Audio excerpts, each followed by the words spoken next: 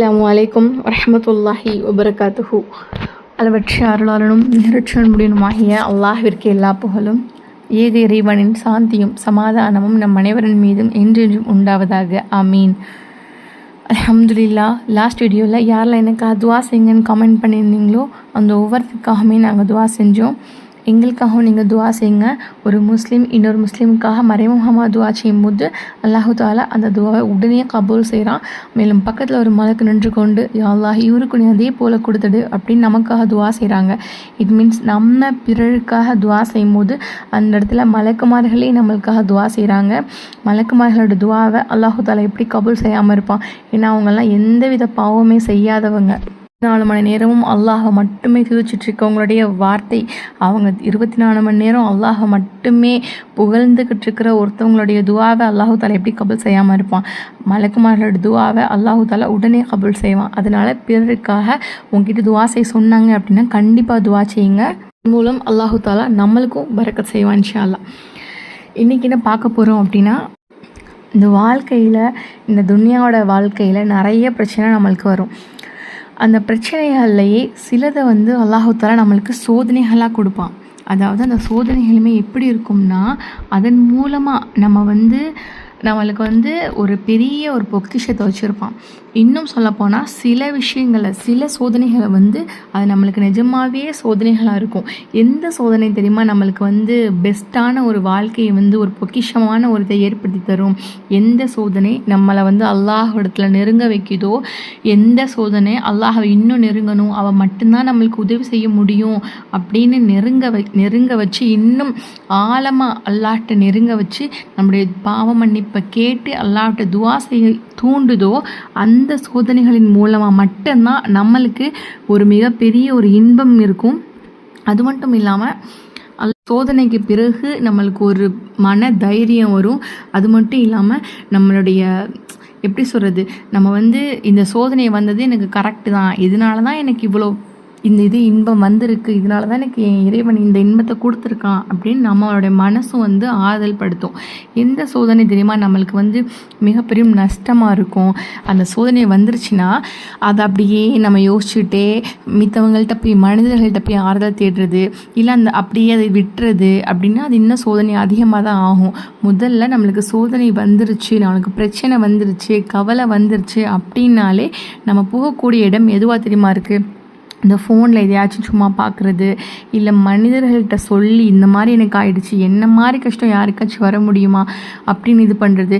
அப்போ நமக்கெல்லாம் இந்த கஷ்டம் வந்துருச்சு அப்படின்னா அப்போ நபிமார்களுக்கு வந்த கஷ்டத்துக்கு பேர்லாம் என்னது? மாதிரி கஷ்டம் அப்படிங்கிறது எல்லாருடைய உள்ளத்துலேயுமே இருக்கக்கூடிய ஒன்றா தான் இருக்குது. அந்த கஷ்டத்திற்கு ஆறுதலும் அந்த நிவாரணமும் நம்ம எப்படி இருக்கோம், நம்ம எப்படி அடுத்ததாக மூவ் பண்ணுறோம் அப்படிங்கிறதுல தான் அந்த கஷ்டம் நம்மளை விட்டு போகிறதும், இல்லை நம்மள்கிட்டயே தங்கி நம்மளோட மனசுலேயே இருக்கிறதும் நம்ம கையில் தான் இருக்குது. முதல்ல ஒரு கஷ்டம் வந்துருச்சா உறுதியாக இறைவனை நம்புங்க. அல்லாஹ் நம்மளுக்கு இப்போ நம்ம சொல்கிறோம் தெரியுமா, இதை விட கஷ்டம்லாம் கிடையவே கிடையாது அப்படின்னு. அப்படிலாம் நிஜமாவே இல்லை. எந்த ஒரு ஆன்மாவுக்குமே அல்லாஹு தாலா தாங்கி கொள்ள முடியாத சோதனை கொடுக்க மாட்டானா.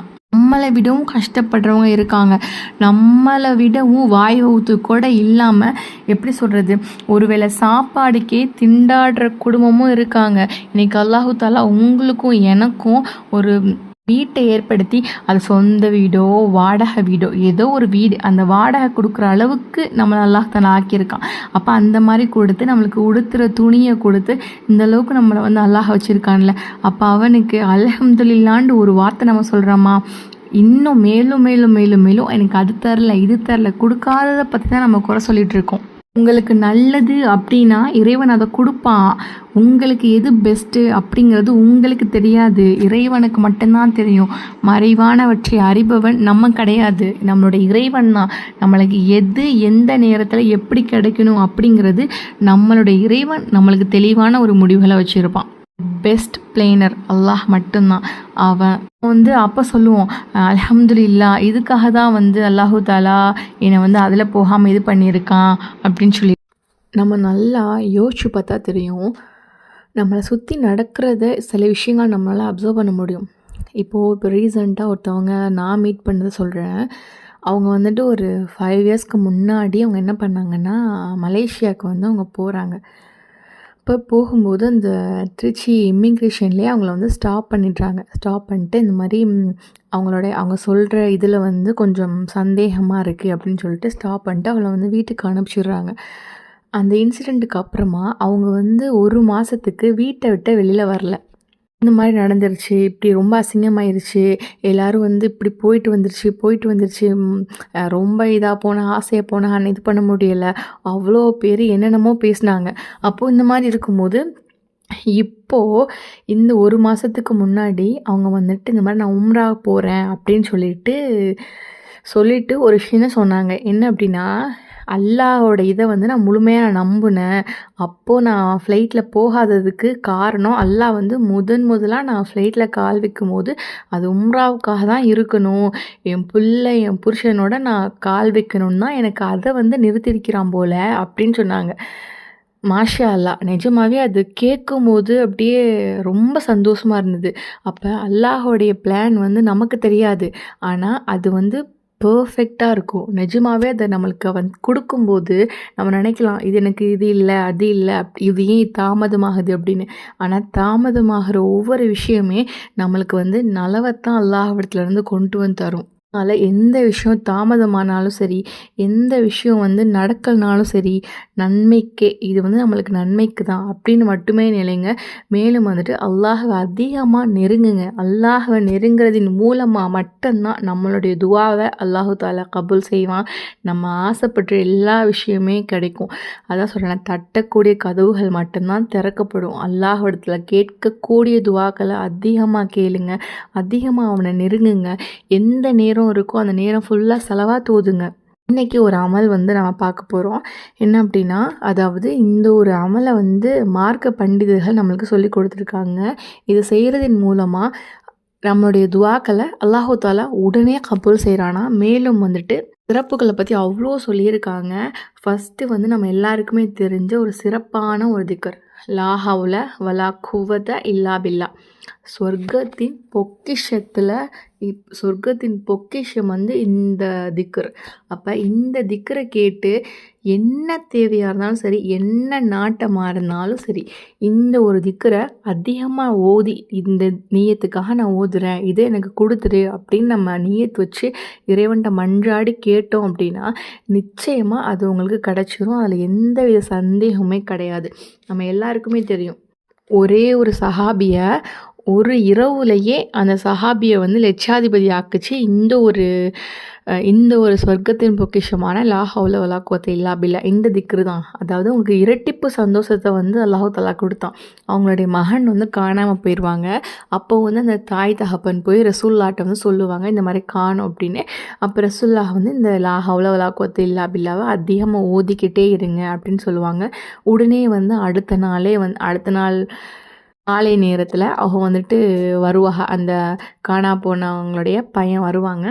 சாலிம் ரலியல்லாஹ். அப்போ வந்துட்டு என்ன பண்ணுவாங்கன்னா, வந்த உடனே அவங்க பின்னாடி வந்து அவ்வளோ ஒட்டகங்களும் ஆடுகளும் இருக்கும். அப்போ கேட்பாங்க, இந்த ஆடுகளும் ஒட்டகங்களும் உங்களுக்கு எப்படி கிடச்சிச்சு, நீங்கள் எங்கே போனீங்க அப்படிங்கிற மாதிரி மகனை கேட்பாங்க. அவங்கள போய் கட்டி தழுவி அணைச்சி கேட்பாங்க. அப்போ சொல்லுவாங்க, இந்த மாதிரி யூதர்கள் வந்து அவங்க வந்து குடிச்சிட்டு என்னை வந்து கட்டி போட்டிருந்தாங்க. நான் வந்து கொஞ்சம் தூங்கிட்டேன். அதுக்கப்புறம் எந்திச்சி பார்க்கும்போது இது எல்லாமே என்னை வந்து என்னோடய கட்டு வந்து அவிழ்த்துருச்சு. அவங்க தூங்கவும் நான் அந்த கட்டை அவிழ்த்துட்டு நான் வந்துட்டேன். நான் வரும்போது நான் வந்து இதை ஓட்டிகிட்டு வரல. இதுக வந்து என்னோடய பின்னாடியே நான் நடந்து வரும்போது இதுகளும் என் பின்னாடி நடந்து வந்துருச்சு அப்படின்னு சொல்கிறாங்க. உடனே வந்து இவங்க வந்து ரசூலுல்லாஹ்ட்ட போய், இந்த தாய் தகப்பன் 2 பேரும் ரசூலுல்லாஹ்ட்ட போய் சொல்கிறாங்க. இந்த நடந்த விஷயத்த சொல்லி, இது வந்து எங்களுக்கு ஹலாலானதா, இது வந்து நாங்கள் என்ன பண்ணுறது, இது எங்களுக்கு ஹலாலா அப்படின்னு கேட்குறாங்க. உடனே ரசூலுல்லாஹ் சொல்கிறாங்க, இது வந்து உங்களுக்கு ஹலால் தான். அந்த திக்ரு தான் உங்களுக்கு இந்த செல்வத்தை கூட்டி கொண்டு வந்து தந்துச்சு. மேலும் உங்களுடைய மகனையும் உங்களுக்கு கண்டுபிடி தந்துச்சு அப்படின்னு சொல்கிறாங்க. உடனே வந்து அல்லாஹ் ரசூலுல்லாஹ் புகழ்கிறாங்க. இவங்களும் அல்லாஹ் புகழ்ந்துட்டு வந்துடுறாங்க. இப்போது அந்த திக்ரோட மகிமையை பாருங்களேன். அல்லாஹை மட்டுமே முழுமையாக நம்பிக்கை வச்சு தன்னோட பிள்ளை கிடச்சிருவான் அப்படிங்கிற மாதிரி அவங்க அந்த தாயும் தாப்பன் நீயத்தை வச்சு அவ்வளோ இதாக ஓதுனாங்க. அந்த திக்ருக்கும் அவ்வளோ பவர் இருக்குது. மக்ரிப் தொழுது முடிச்சதுக்கப்புறமா இந்த லா ஹவுல வலா குவத்த இல்லா பில்லா இதை 100 முறை ஓதிக்கோங்க. அடுத்து அதாவது 10 பிஸ்மியை கொண்டு 5 சூறாக்கள், இந்த 5 சூறாக்களை யார் ஓதுறாங்களோ அவங்களுடைய எல்லா துவாக்களுமே கபுலாகப்படும் அப்படின்ட்டு ஒரு நூலில் வந்து சொல்லியிருக்கப்பட்டிருக்கு. அதாவது என்ன சூறா அப்படின்னா, ஃபஸ்ட்டு பிஸ்மி சொல்லிடுங்க. பிஸ்மில்லாஹிர் ரஹ்மானிர் ரஹீம் அப்படின்னு சொல்லிட்டு, நம்ம எல்லாருக்குமே தெரியும் குல் ஆயுகள் காஃபிரூன் லா அபுது மா தாபுதூன் வலா அன்தும் ஆபிதூன மா ஆபுத் வலா அனா ஆபிதும் மா அபத்தும் வலா அன்தும் ஆபிதூன மா அபுத் லக்கும் தீனுக்கும் வலிய தீன். இந்த காஃபிரின் சூறாவை ஒரு முறை ஓதிக்கோங்க. அடுத்து குல் ஹுவல்லாஹு அஹத், பிஸ்மில்லாஹிர் ரஹ்மானிர் ரஹீம். அந்த காஃபிரின் சூரா ஓதிட்டு முடிச்சதுக்கு அப்புறமும் பிஸ்மி சொல்லணும். ஸ்டார்ட் பண்ணும்போதும் பிஸ்மி சொல்லணும். அந்த லக்கும் தீனுக்கும் வலிய தீன் சொல்லிட்டு பிஸ்மில்லாஹிர் ரஹ்மானிர் ரஹீம் அப்படின்னு முடிக்கணும்.